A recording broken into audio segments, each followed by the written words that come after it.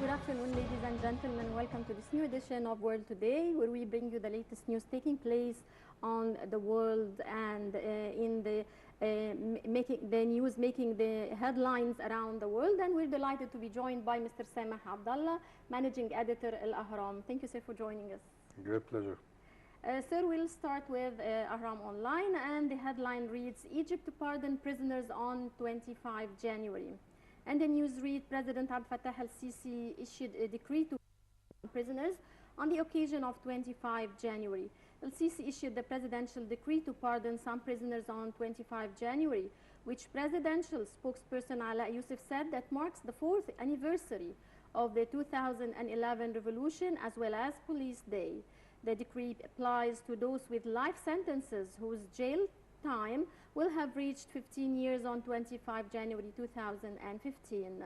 It also applies to those who had received prison sentences of at least 6 months if half of their sentence will have been by January 25. What are the expectations for the marking day of the 25th January in your opinion? In general? In general. I think we still have some traces of violent opposition, and there are, there are these groups that are providing them with the political umbrella.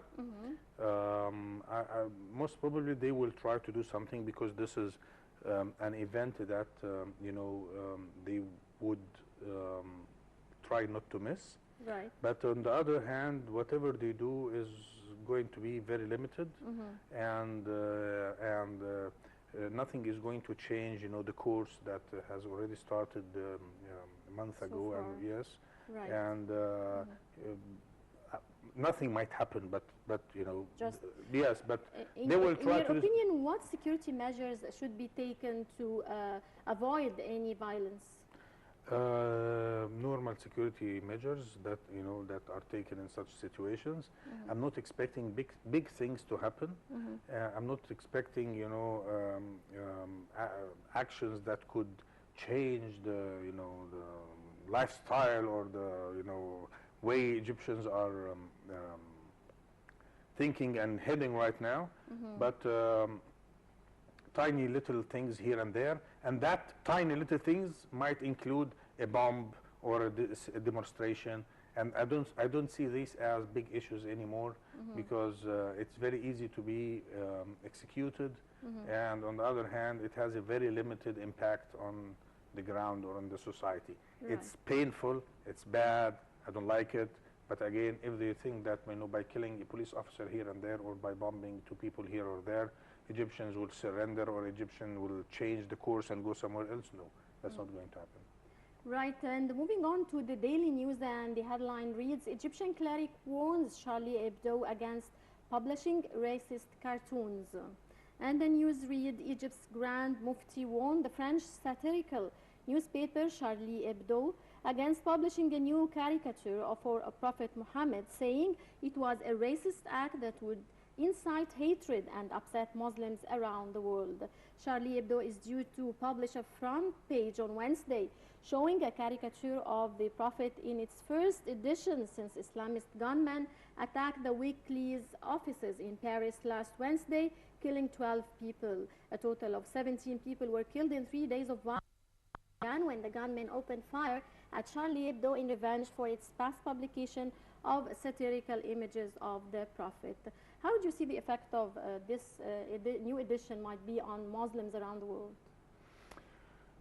Here we have a big fundamental problem with the European way of thinking.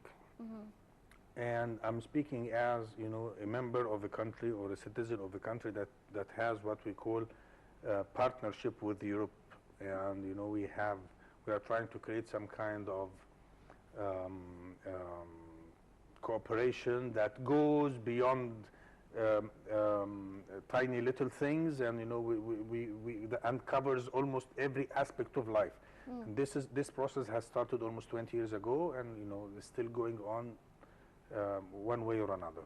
So the problem with the Europeans, as I see it, is that they consider what they think, what they know, what they believe in is a model for everybody. Right. and everybody else has to abide by these, you know, rules or way of thinking or whatever. That's not a way that could create.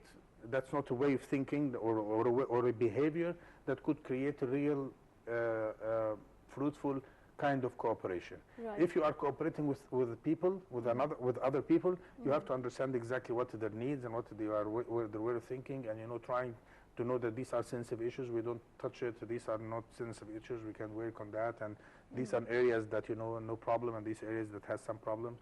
So this approach doesn't exist, and I have been following the European, you know, partnership cooperation with the southern Mediterranean countries for years. Right.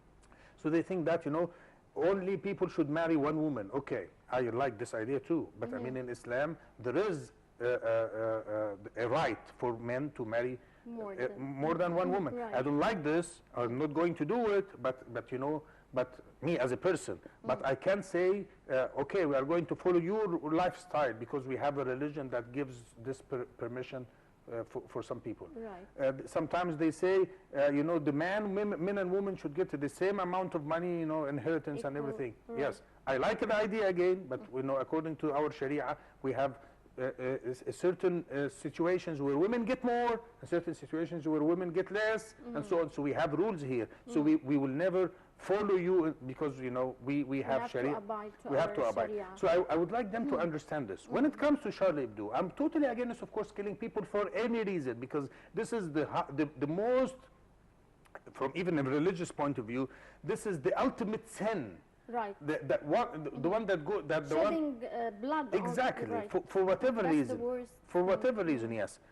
So I don't see, or I cannot tolerate any kind of action.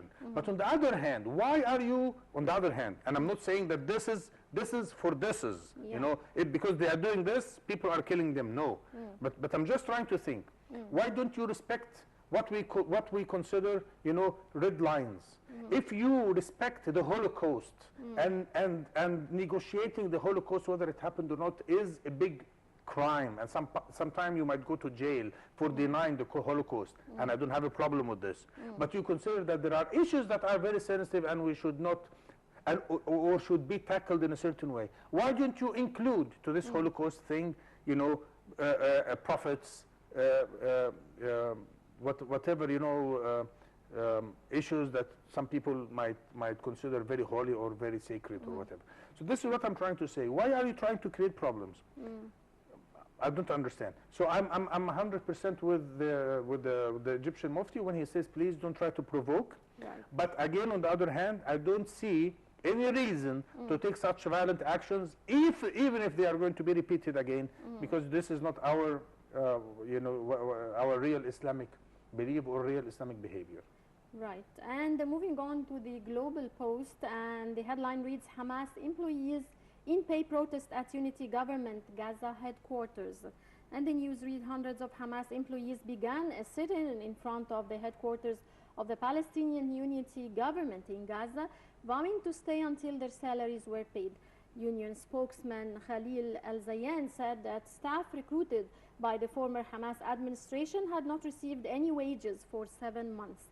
Since the striking the deal, Hamas been demanding the new government pay the salaries of 50,000 civil servants it recruited after the takeover of Gaza in 2007, who took the jobs of 70,000 Fatah employees.